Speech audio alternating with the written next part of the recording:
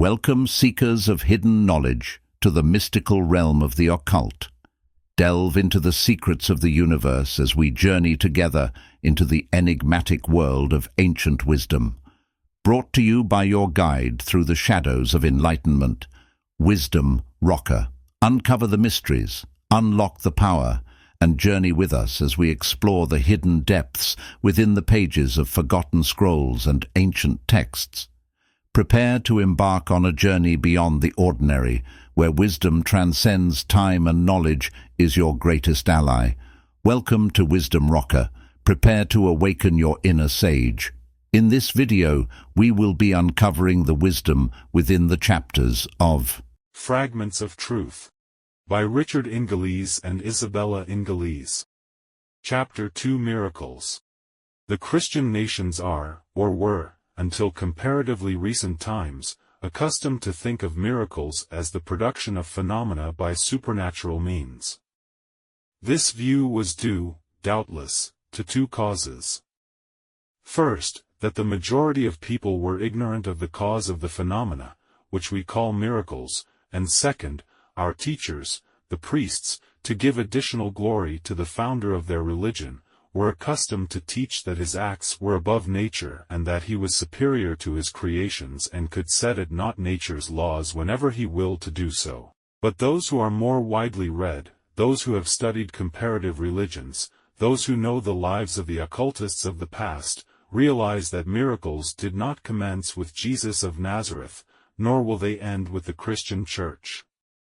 The Orthodox churches, as well as the Christian scientists and kindred cults, of the present day, assume that miracles, now, as in the past, are produced by supernatural means, that is to say, though, or by God, and that he destroys disease, performs cures and works other miracles. This is but a repetition of the old medieval and post-medieval thought, taking a slightly different form, and is almost as erroneous as was the agnostic who, when asked to define a miracle, said, "It is an unusual phenomenon which never occurred." The Oriental view of a miracle is, that it is the production of phenomena by superhuman means, the distinction being drawn between supernatural and superhuman. Some of the modern students of occultism adopt this view, believing that anyone who can cause phenomena, or perform a miracle, is one who has more than human powers. The itinerant religious teacher in the Orient, following an immemorial custom, first attracts his audience and then produces phenomena as his credentials.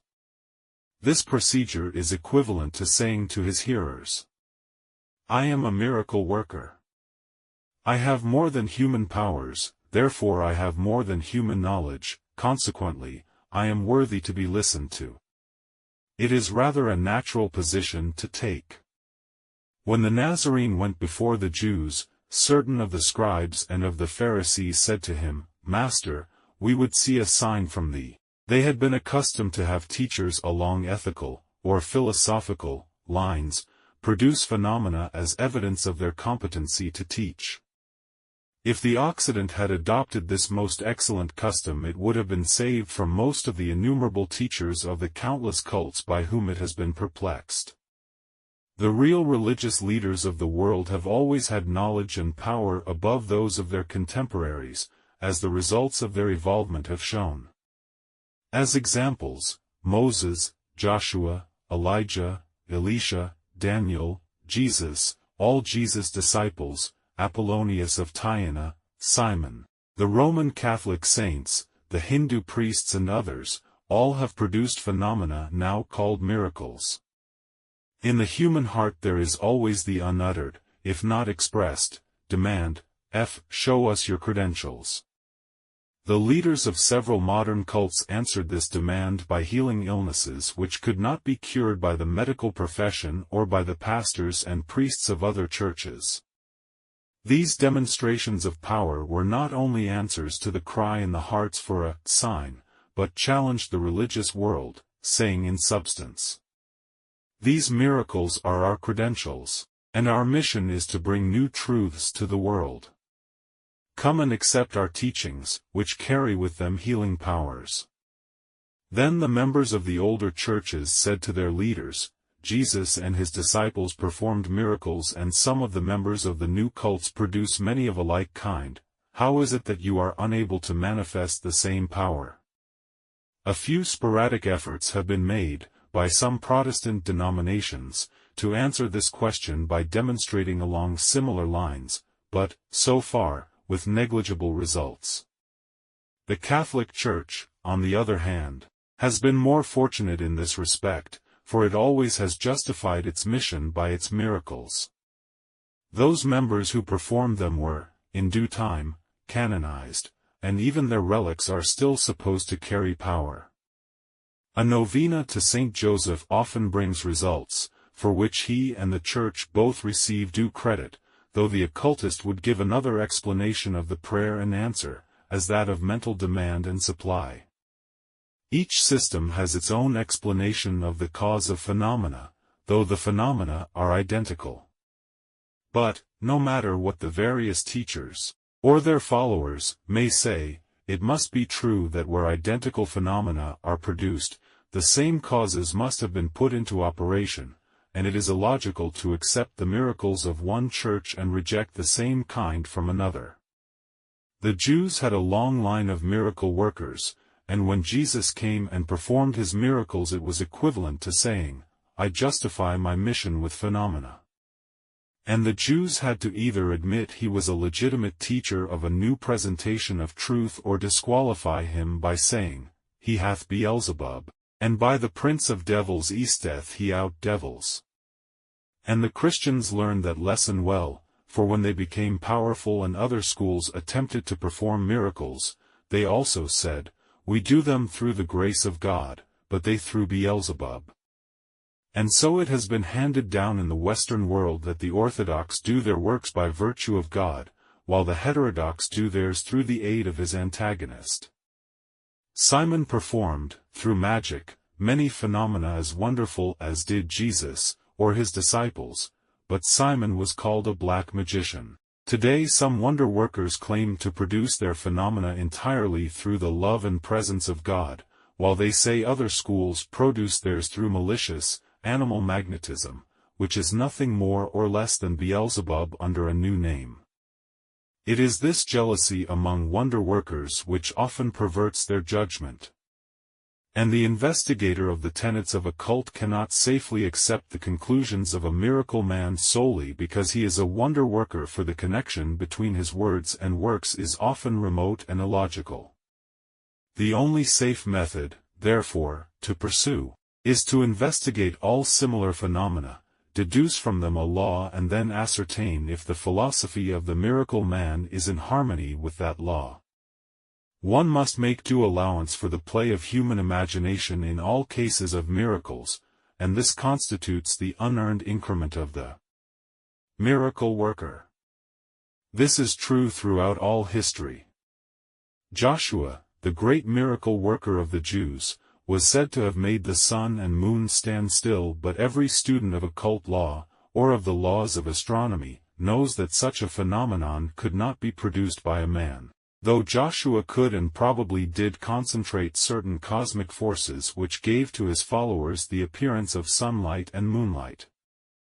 Joshua did work miracles upon the rivers of Palestine and among the people, and he even raised the dead, but his claim of making the sun turn backward in its course and the moon to reverse its position in the heavens is absurd and must be considered one of the many unearned increments of a miracle worker. The Lord, whoever that entity may have been, while talking to Hezekiah, through Isaiah, was supposed to have made the sun cast its shadow backward 10 degrees upon the dial, and this was another case asterisk of the unearned increment of the agent, because there is no law by which a human, or incarnated mind, can reach into space and reverse the will of planetary spirits, or sun gods, any more than an individual can turn aside the will of the universal. When it was stated that the leaders of the First Church of Christ, Scientist, of New York City, had, by prayer alone, changed the carved words on the cornerstone for their church, while it was in transit, because Mrs. Eddy did not approve of them, it must be understood that this was another case of unearned increment that should go with other miracle workers, and be accredited to the play of the human imagination. What is a miracle? The occultist says it is the production of physical phenomenon by the use of occult means. When the children of Israel had crossed the Red Sea and had come to the waters of Marah, they found them bitter and they could not drink. Moses commanded his followers to cut down a tree and cast it into the waters, and, when this was done, a miracle occurred: the bitter waters turned sweet and the Israelites quenched their thirst. When the city of San Diego, California, was suffering from a polluted water supply, and the inhabitants knew that the very life of the city was in jeopardy, a man went there from San Francisco, and gave to a boatman a small bag, containing an unknown substance, to drag through the water of the reservoir. When this was done, the contents of the bag was dissolved, the polluted water supply of San Diego became pure, and a modern miracle had been performed.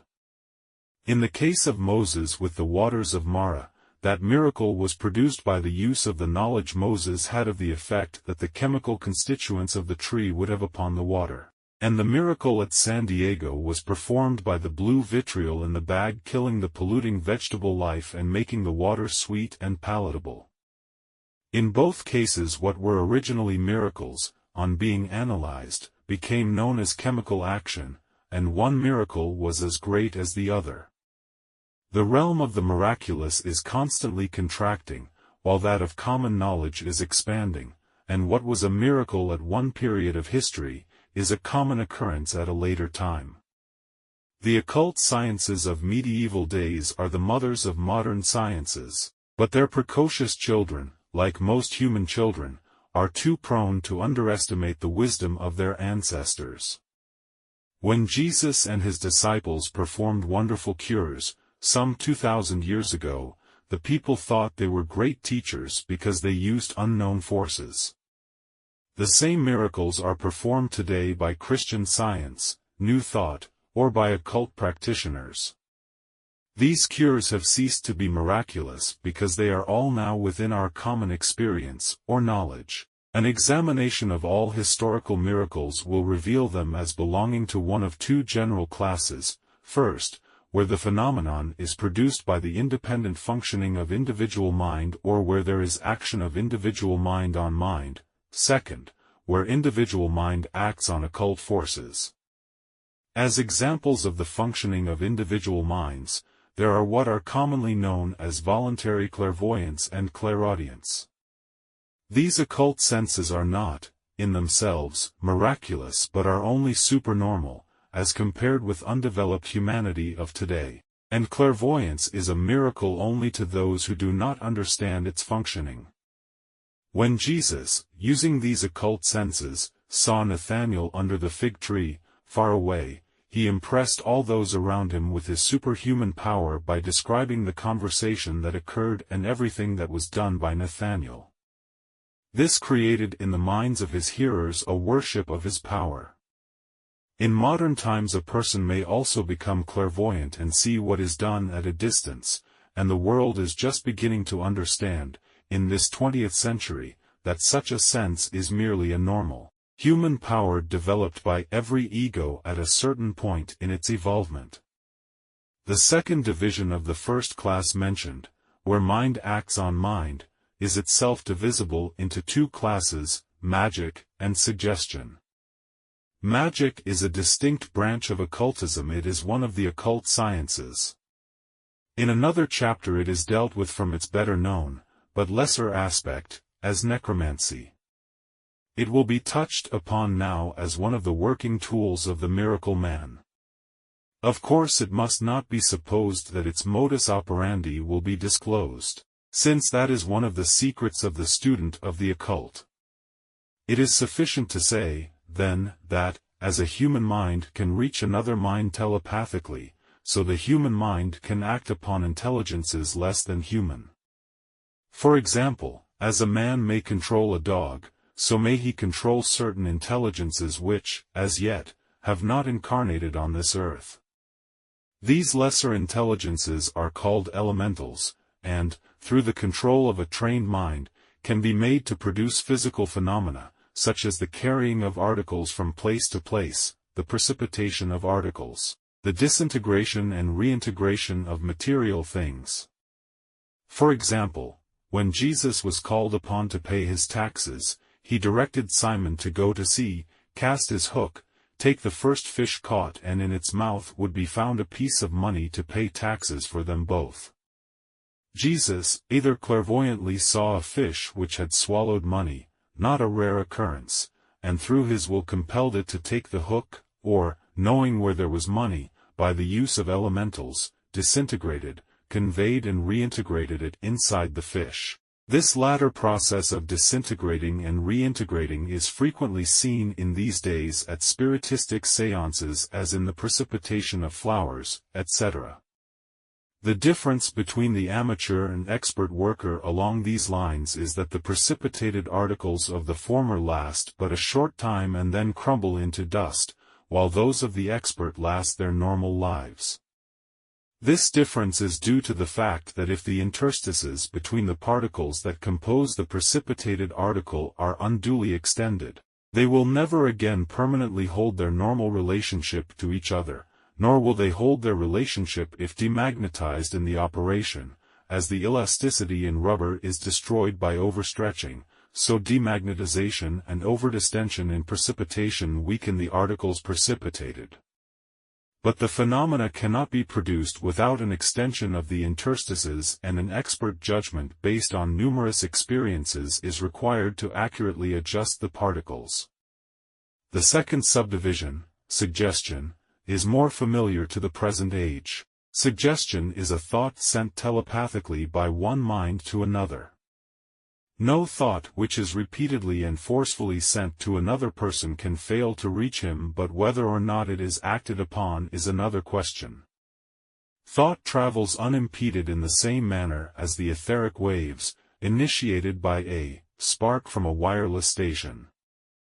The spark causes a motion of the ether which goes forth onward and outward into space, registering wherever there is a receiving instrument. And wherever there is a receiving negative mind it catches, quickly, a thought sent telepathically into the ether, and even a positive mind must receive a thought sent by a trained mind directly to it. Suggestion plays a most important part in miracle working. In all cases of nervous troubles, in almost all cases of functional troubles, suggestion is an all-powerful instrument in healing. Many wonderful cures of the modern miracle worker are reported. It may have been a tumor that was cured in an instant, all schools cite such instances, but there never was a human suggestion sufficiently powerful to destroy a fibroid tumor, and there is no authenticated case of record, notwithstanding the many claims to that effect. But there have been phantom tumors which have been cured.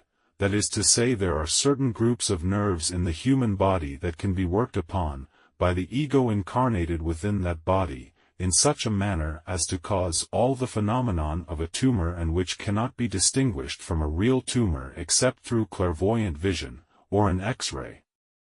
Through the power of suggestion it is possible, in the case of a phantom tumor, to remove the creating thought, which produced it, to relax the nerves and thus dispel it, and these are the cases that are cited in all the modern schools of miracle workers. Many persons have been nervously bedridden. They were obsessed with the idea that they could not move, that their muscles would not function, that their nerves would not act. A strong suggestion sent forth by a trained mind will change the mentality of the person who is suffering and, through that change, bring a reaction to the physical body. All nervous conditions can be successfully changed, and the many cases of this kind cited in the Bible or performed by modern cults can thus be explained. Cures are sometimes effected by a mental change through causes other than suggestion. An interesting case of this kind occurred in Savannah, Georgia, in 1886, during the Charleston earthquake. A leading physician's wife, who had been bedridden for 20 years, and who had been pronounced incurable by all the prominent nerve specialists of the eastern coast, when she felt the house rocking, bounded out of bed, ran down 2 flights of stairs, dashed across the street, vaulted the fence into the park and sat on a bench for several hours before she could be persuaded to re-enter her house. The earthquake brought a nervous shock to her which wrought a complete change in her mentality, causing her body to once more function normally. Suggestion was used by Jesus and his disciples, and by all occultists who had preceded him, and it is used by all similar workers today. When Jesus fed the multitude on a few loaves and fishes, the phenomenon did not then come within any of the known laws of nature, occult or otherwise. But it was possible with his power to impress, through suggestion upon the minds of the people, the belief that they had been fed. The phenomenon was produced, the curiosity of the multitude was satisfied, its hunger appeased, credentials established and mental suggestion had done the work. When King Edward, then the Prince of Wales, visited India, it is authenticated that there were present several thousand people in one of their great temples, and that a wonder-worker of India was brought in who did the well-known basket trick. How was it done? A mind can so dwell upon an image as to cause, within its own photosphere, that image to appear, and it can be so intensified that every one, looking upon the person producing the picture, can see nothing but the picture. The mental image is impressed upon the minds of the spectators with such intensity that it cannot be distinguished from the reality. Moses was not convinced of his mission to the Jews until the Lord God, who came to him in the bush, told him to cast down the stick he held in his hand and it became a snake. Then he was told to catch the snake by the tail, and, when he had done it, the snake was transformed into a rod. In reality there was no snake, but an image of a snake had been impressed upon Moses' mind, and it is said that Aaron went through a similar experience. Moses and the Egyptian miracle workers, in their contest for supremacy, as miracle workers, each produced the same phenomena in the same way, that is to say, they held the image so complete in their minds that any person looking at them could see nothing but the image. Madame Blavatsky duplicated some of these phenomena in New York when she formed the Theosophical Society. A gentleman called upon her who desired to join the society and to become her student. When he was boasting of his ability and bravery, Madame dropped her handkerchief, and, as he stooped to pick it up, to all appearances it became a snake. It is needless to say he did not join the society. When Jesus performed his first miracle of turning water into wine, it was done, or could have been done, by his imaging the water as wine. The guests did not know the difference and were better off with the imagined wine than they would have been with the fermented juice of the grapes, having consumed a quantity of the latter during the earlier part of the supper. The second class of cases is where an individual mind manipulates occult forces. What and where are these forces? The occultist says that around, in, and through the earth, are subtle forces of nature which the human mind, by study and concentration, can use as it desires. As the dynamo collects free electricity from the atmosphere, by the rapid revolution and friction of its wheel and turns it into light, heat, or power, so the human mind, acting as a dynamo, can attract to itself the free cosmic forces of nature, and, drawing them into itself, can then send them forth in any direction and for any purpose it may desire. Many miracles are performed by the mind consciously using these occult forces, but only a trained mind is able to do it. Merely thinking of them in a passive way cannot put them into operation. The mind acts upon these forces as the wind acts upon water. For example, there is a placid lake. Now a little breeze stirs the water slightly, the breeze continues, growing in strength, and there is a ripple on the water, and as the wind increases the ripples finally become waves. It is in a like manner that the human mind acts upon the cosmic forces through concentration. A little thought scarcely brings any action of the forces, but when concentration is continued for any length of time, they are set into motion, and thus it is that miracles may be performed. When Jesus performed the miracle of the draught of fishes, he probably produced the phenomenon by putting into operation these same forces of nature. He pictured, near the boat, a vortex in the water. This caused a movement there, which attracted the fish to that center. Then he directed his disciples to cast their nets into the vortex, and they made the miraculous catch. When Jesus stilled the storm, he put a cosmic force into action which nullified the opposing force. He drew a higher cosmic force into the vortex where the storm was raging. The higher overcame the lower and dissipated its fury. When Jesus saw Lazarus lying dead, he knew that the vibrations of the atoms composing Lazarus' body had become so slow that the ego could no longer control it with its magnetic force. Jesus, with his tremendous power of concentration, directed the orange cosmic force into the motionless form of Lazarus and commanded him to come forth. Then the conscious ego, who was still near its body, re-entered, and Lazarus was raised from the dead. Within a short time after death, life may be restored by anyone who understands the process of restoration. The electrotherapist, on rare occasions, has resurrected a lifeless body through the use of electricity, which is a part of the blue cosmic force. The difference between the occultist's method and the electrotherapist's is, the former does the work through mental processes and the latter by aid of an electric battery. In the course of the evolution of the human race, to triumph over a premature death will cease to be a miracle. It is contrary to the traditions of occultism to teach other than accepted students the use of the destructive forces of nature. Mankind, unfortunately, is still, like a child, destructive in its tendency, as witness art, science, literature, invention, manufacture, transportation, every line of human endeavor perverted to destructive purposes during the last 5 years. And for this reason, details of how Jesus destroyed the fig tree, or how the plagues befell the Egyptians cannot be entered into. But it is sufficient to say that the destructive forces of nature can be put into operation, by the human mind, in the same manner as can the constructive forces, and both may be used to produce miracles. The immediate purpose of this chapter is to show that all men are using the forces of nature, through which miracles are performed. The conscious agent produces them quickly, while he who uses the forces unconsciously does not get results until after many years, and then may be unable to trace the causes from their effects. Most persons drag out unhappy lives, due to their environment, totally unconscious that it is self-created, and that it is self-curable through a change of mental attitude toward it. Each person, through the study of psychology and philosophy, can learn the rules that govern creation and make the spiritual, mental and physical environment desired. And since to think is to create, all men should carefully scrutinize their habits of thought lest they become Frankensteins and create monsters.